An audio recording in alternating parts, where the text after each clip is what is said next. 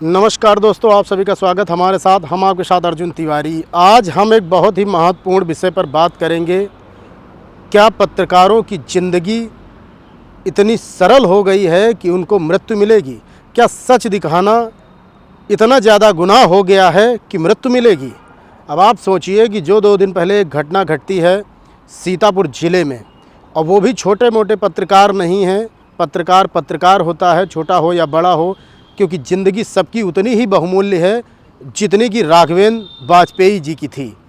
अब आप सोचिए कि दिन दहाड़े उनको गोली मार दी जाती है और उनकी मृत्यु हो जाती है, और अब तक कोई भी अपराधी पकड़ा नहीं जाता है। अब विडंबना ये है कि वो सिर्फ सच लिख रहे थे और जो भ्रष्टाचार की परतें थी उनको खोलने का वो काम कर रहे थे, जिसके लिए उनको उसकी कीमत जो चुकानी पड़ी, अपनी जान को देकर चुकानी पड़ी। आखिर पत्रकारों के साथ ये कब तक होता रहेगा?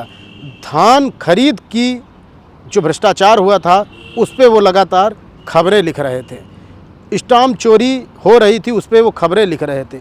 एक तरफ सरकार कहती है कि जीरो टॉलरेंस के आधार पर हम कार्य कर रहे हैं, तो कहाँ पर है वो कार्य? अब आप बताइए कि दिन दहाड़े पत्रकार कर गोली मारकर हत्या कर दी जाती है, और ऐसी घटनाएं हम अक्सर देखते ही रहते हैं। अब आप सोचिए कि जो सच की आवाज़ को दिखा सकता है, उजागर कर सकता है, अगर उसकी सांसें थाम दी जाएंगी तो कौन इंसाफ दिलाएगा, कौन न्याय दिलाएगा? चौथा स्तंभ है हमारा पत्रकारिता जगत।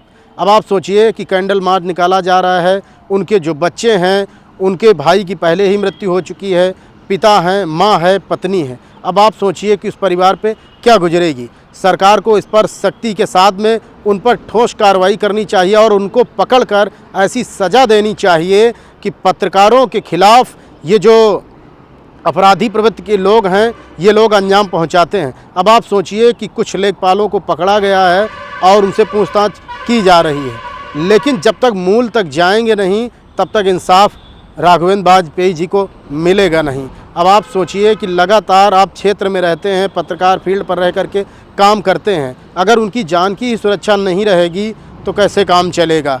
आपको बता दूं, ऐसी एक घटना निकल के सामने आई थी, छत्तीसगढ़ की थी, जिसको सेफ्टी टैंक में पत्रकार को मार के डाल दिया जाता है।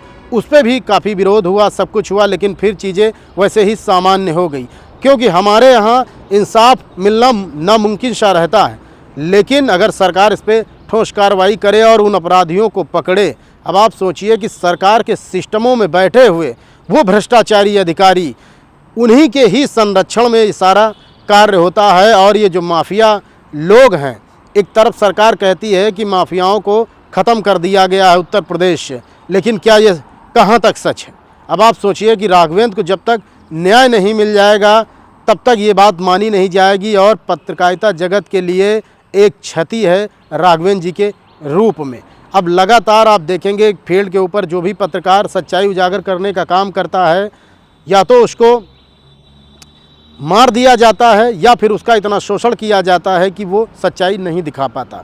अब आप सोचिए कि जो सरकार में भ्रष्टाचार हो रहा है, क्या उस सच दिखाना गुनाह है?